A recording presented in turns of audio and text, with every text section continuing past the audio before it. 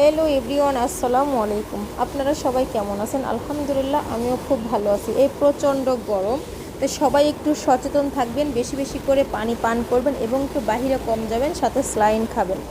তো আজকে হচ্ছে আমরা আমাদের বাঙালিদের একটা অনেক অনেক পছন্দের খাবার বুয়া ভাত বা বউখুদি ভাত যেটাই বলে, এটা হচ্ছে পুরান ঢাকার মানুষের কিন্তু অনেক অনেক অনেক বেশি পছন্দের।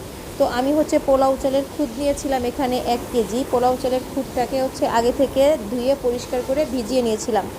সাথে হচ্ছে ছোট ছোট কিউব করে হচ্ছে আলু কেটে নিয়েছিলাম। বোয়ার ভাতের সাথে কিন্তু কেউ ডাল দেয়, আলু দেয়, অনেক মজা লাগে, বাট আমি ডাল দেয় নাই, শুধু আলুটা দিয়েছি। তো এখানে হচ্ছে চালটাকে ভালো মতো তেলের সাথে মিশিয়ে কষিয়ে সামান্য পরিমাণ একটু আদা বাটা রসুন বাটা দিয়েছিলাম, আর হচ্ছে লবণ দিয়ে এই যে কয়েকটা কাঁচামরিচ, তেজপাতা, দারচিনি ও এলাচি দিয়ে তারপরে ভালো মতো পোলাওয়ের মতো করে রান্না করে নিয়েছি। এই বোয়া ভাতটা কিন্তু যেমন হয়েছিল ঝরঝরে, অমন ধবধবে সাদা এবং অনেক অনেক বেশি মজাদার হয়েছিল। আমরা যারা পরিবারের সবাই খেয়েছিলাম, সবাই কিন্তু এক কথায় অসাধারণ বলছে যে তোমার হাতের এই বোয়া ভাত ভর্তা নাকি অনেক অনেক মজা। তো আলহামদুলিল্লাহ, অনেক অনেক বেশি টেস্ট হয়েছিল।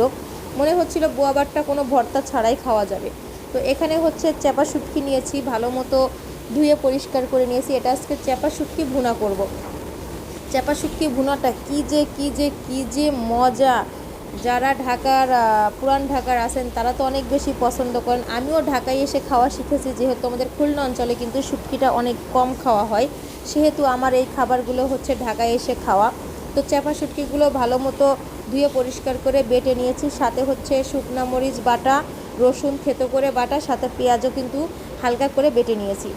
তারপরে আরও কিছু পরিমাণ পেঁয়াজ তেলে দিয়ে, পরিমাণ মতো তেল দিয়ে তেলটাকে কষিয়ে, তারপরে পেঁয়াজটাকে ভালো মতো তেলের সাথে কষিয়ে তারপরে হচ্ছে মশলাগুলো একসাথে করে দিয়ে দিলাম, যেমন শুটকি, সব কিছু মানে শুটকি, শুকনা মরিচ, রসুন, তারপরে হচ্ছে পেঁয়াজ বাটা একসাথে দিয়ে, সাথে হচ্ছে হলুদ এবং লবণ পরিমাণ মতো দিয়ে দিলাম, সাথে ধনিয়ার গুঁড়া। এই খাবারটা মানে কি বলবো, এক কথায় অসাধারণ। আমার কথায় যদি কোনো ভুল ত্রুটি হয়ে থাকে বা কিছু মিস্টেক হয়ে থাকে, অবশ্যই ক্ষমা দৃষ্টিতে দেখবেন। আলহামদুলিল্লাহ, এই রেসিপিটা অনেক বেশি মজা হয়েছিল। মানে আমরা যারা খেয়েছি সবাই বলেছে যে অনেক অনেক মজা। আসলে এভাবে শুটকি ভুনা করলে সেই লেভেলের টেস্ট হয়। আপনারা যারা জানেন, অনেকে আছে যারা এই ভর্তাগুলো অনেক ভালো বানাইতে পারে, তারা জানে যে এটা কী লেভেলের একটা মজা হয়। আমার কাছেও অনেক অনেক অনেক বেশি মজা হয়েছিল। আপনারা যারা আমার ভিডিওটা দেখেন, একটা ভালো লাগলে লাইক করে দিবেন। তারপরে এবার হচ্ছে সব কিছুর মশলা, পেঁয়াজ মরিচগুলো করে নিব, শুটকি ভর্তা এবং ধনিয়া পাতা ভর্তা বানাবো। তো এই যে এবার হচ্ছে ধনিয়া পাতা ভর্তা বানিয়ে নিলাম। ধনিয়া পাতা ভর্তা তো আমরা সবাই বানাইতে পারি, তাই আর ডিটেলসে দেখালাম না। এখানে হচ্ছে কাঁচামরিচ, পেঁয়াজ ও রসুন দিয়ে ধনিয়া পাতাটাকে লবণ দিয়ে বেটে নিলাম। তারপরে এবার হচ্ছে বাঁশপাতা শুটকি ভর্তা বানাবো। এই শুটকি ভর্তাটাও কিন্তু অনেক বেশি মজা। এখানেও এরকম রসুন, পেঁয়াজ এবং কাঁচামরিচ দিয়ে ভর্তাটাকে বেটে নিয়েছি। অনেক অনেক বেশি মজা প্রত্যেকটা ভর্তা, আলহামদুলিল্লাহ অনেক বেশি মজার। আমার শুটকি ভর্তা কিন্তু অনেক বেশি মজা হয়। এবার হচ্ছে ডাল ভর্তা বানাবো। ডাল ভর্তাটা তো কী আর বলবো, আসলে নিজের প্রশংসা মাঝে মাঝে নিজেরও করতে হয়, কারণ নিজের ভর্তা যখন নিজে খাই, নিজেই ফিদা হয়ে যায়।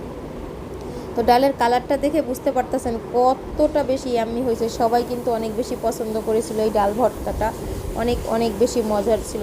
সাথে হচ্ছে আলু ভর্তা। বলেন তো, এরকম মজার মজার যদি ভর্তা থাকে সাথে আর কি লাগে। তো বেশ কিছুদিন আগে এরকম ভর্তা বানিয়েছিলাম, সাথে বউখুদি ভাত বা বোয়া ভাত যেটাই বলেন সেটা বানিয়েছিলাম।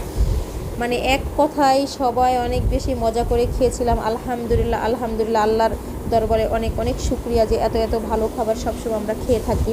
তো সবাই বেশি বেশি করে আমার জন্য দোয়া করবেন, আমার পেজকে সাপোর্ট করবেন, লাইক করবেন, কমেন্ট করবেন এবং পারলে একটা শেয়ার করে দিবেন। তো সবাই ভালো থাকবেন, সুস্থ থাকবেন, এই গরমে নিরাপদে থাকবেন। আল্লাহ হাফেজ।